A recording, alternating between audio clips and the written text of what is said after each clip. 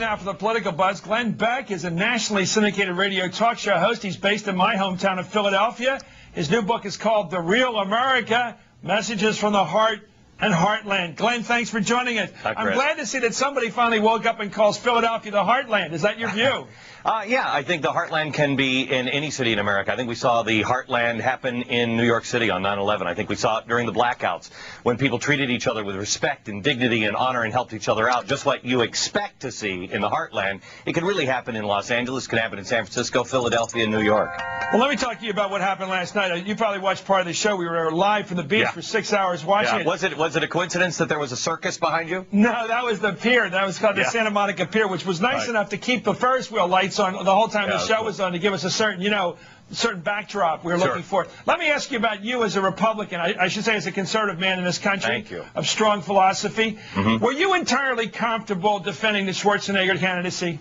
No, not at all. Tell me about it. I found it absolutely amazing that the parties, the Democrats and the Republicans, swithed lines. Yeah, well, explain that. Explain that. Back in the 1990s, everybody was saying, the Republicans were saying character matters. Where there's smoke, there's fire, et cetera, and the Democrats were saying, no, it's the economy, stupid. Don't worry about this. Let's concentrate. Let him get his job done, et cetera. Somehow or another, they switched places overnight. Well, you know why? Let's be a little cynical here. Why'd they switch places? Partisan politics. It's all about the elephant and the donkey. That's all that matters. It's all about winning. People forget. Somehow or another, I think conservatives have intertwined the concept of being a conservative with being a Republican. You don't have to be a Republican and a conservative. Right. The Republican Party, just like the Democratic Party, what that is built to do is to win elections.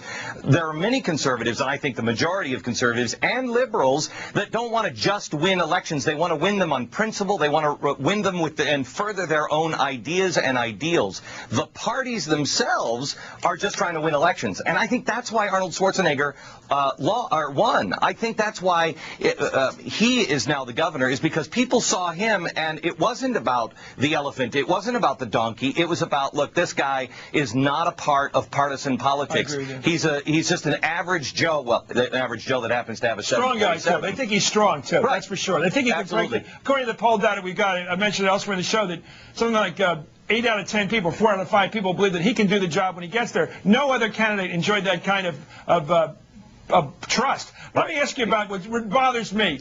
It's not just that both parties or each party switched sides and said, character doesn't mean anything, character means something. They switched roles on that with regard to Schwarzenegger and Clinton. It's they even used each other's tactics. The Republicans they switched scripts. Right. It was the same line.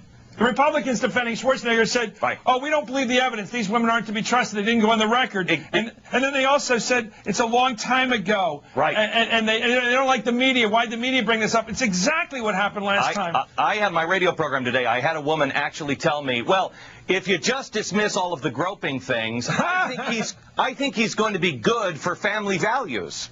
Wasn't that Mrs. Lincoln that was asked at the night of the assassination? That's right. Except for that, how was the night? How was the evening? It's truly amazing how they literally switched scripts. They were using exactly the same lines, which really infuriated me as a conservative, because when I said character made a difference, when I said, no, if his wife can't trust him, if he treats women this way, it's wrong. How can we trust him? I don't want somebody leading our country. What would you do if you were his Dutch uncle and you could sit down, and you were really his minister, for example, and you were sitting down with him right now and say, how can I deal with the past? Not the future, but the past. I mean, I was playing around with the idea this morning, maybe he should just invite a nice old Spencer Tracy-like judge to sit somewhere in an office, and all the women who have problems with him in the past, come see that guy. Now, you know what? Try to figure out how to deal with him. Or should he just let it go? No, here's the deal. I believe in forgiveness. I mean, I have stuff in my past that I've done that I'm ashamed of, and I've begged for forgiveness. Anything illegal? Oh, yeah. I believe, do Alexis Nexus on me, I believe that that there is forgiveness out there. I'm perfectly willing to forgive Arnold Schwarzenegger, blah, blah, blah, blah, blah. Well, shouldn't the women get a chance? Shouldn't the women involved have their day to decide whether they forgive him? Why did we forgive him for that? To me, that's between him and the women. If I'm asked to vote for Arnold Schwarzenegger, what I need from him, I need to know what the turning point is in his life. I need to know, people don't change when things are great. They change when they bottom out. Is that too recent? Pardon me? Is 2002 too recent? Well, I don't know. I'd like to see the turning point. I think it is. It didn't bother me. The stuff in the 1970s, okay, come on. Who wasn't doing that in the 1970s? 2 years ago, that bothers me. But I just want to know what the turning point in your life. What brought you to Jesus, Arnold? What changed you? Well, you don't have to make fun of that transition because it's affected my life and probably yours too. Absolutely, it has. You don't have to make fun of Jesus. Man. I mean, I don't like that, but I seriously don't like that. But I think you're right about the main point you're making. Right. A bit sarcastically, which is you have to hit bottom, and I truly believe you got to decide that this isn't working before you try something better. Anyway, we'll be right back. This guy's a great guy, Glenn Beck. When I come to work really late, I listen to the guy coming into work tonight, Glenn Beck from working out of Philadelphia, the author of The Real America about the Heartland. Coming up, can the Bush administration sell America on its Iraq policy? It's getting hard. You're watching Hardball. We're back with more Political Buzz with radio talk show host Glenn Beck. He's author of a new book. I'm sure it's going to hit the charts. The Real America, Messages from the Heart and the Heartland. Let me ask you, sir, about our fellow broadcaster, Rush Limbaugh. And I guess this is about to die, this story, but it's certainly going to be remembered. And that is this guy lost a job, had to quit a job because of what he said about Donovan McNabb, the Philadelphia Eagles quarterback, suggesting that he had been basically hyped up in terms of his ability because of his race, because I guess the broadcasters wanted to build up an African-American as a quarterback since there are so few of them. Did he say it wrong? Did he say it... No, I think did he say something wrong, or did he say something right, wrong, or okay, wrong? No, when he was talking about football, I think he's about 15 years late. But the point he was making was the media looks for successful black athletes, et cetera, et cetera. And in football, he was about 15 years late. But let me show you USA Today, the sports section, on the Thursday after they fired Rush Limbaugh for this comment. Was he fired? Pardon me? Was he really fired? Was he pushed? No. While that thing dissolved. I don't know how it dissolved. Okay. Here it is, a guy who's in a rowing. He's a black man, obviously, making headway. Akil Abdullah, doing things no black rower has ever done. Right. This is Sports Page, USA Today, 2 days after. Unbelievable. This is his point. But isn't that normal? I mean, when Bobby Fischer won the chess master thing for the Russians, hey, an American can beat a Russian at chess. When the Americans beat the Soviet hockey team, hey, we beat them at their own game.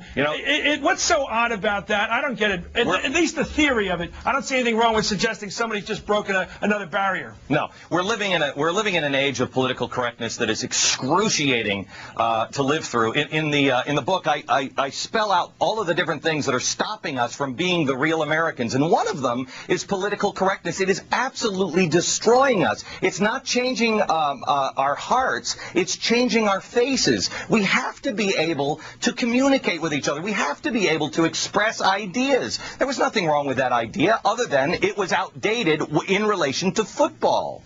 What are the categories that can get you fired? Race, ethnicity, what else? Gender? Yeah, I guess Hollywood, media, the commercialization of America, the fact that, and you know what, I think we saw this in the recall election, the fact that these dirty politics came in, basically what they were trying to do and say to the people of California is, everybody's the same. You can't trust anybody. Look at this guy. You think he's good? Nah, he's dirty. They're all dirty. Stay at home. Usually in California, about a third of the population shows up to vote. This time it was over 60%. Right. People were sick to death of it. They wanted their voice to be heard. And people that play partisan politics and the media and everything else want you to believe that your voice doesn't matter. Do you think the word circus would have been used so many times that they thought a liberal Democrat was going to win?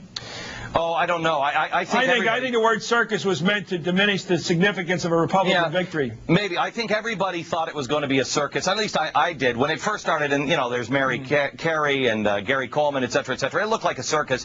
But I got to tell you, there were many lessons to learn in the recall election. You're great. I listen all the time. I think you're about 30 years older than you are. You're amazingly smart for such a young guy. Anyway, thank you. Glenn Beck, working out of Philadelphia, the city of brotherly love. His book is called The Real America, subtitled Messages from the Heart and Heartland. Good luck with the book, Glenn. Join us again tomorrow night at 7 Eastern for more Hardball. Our guests tomorrow night will include former General Electric CEO Jack Welch. Right now it's time for the countdown. That's Keith Oberman.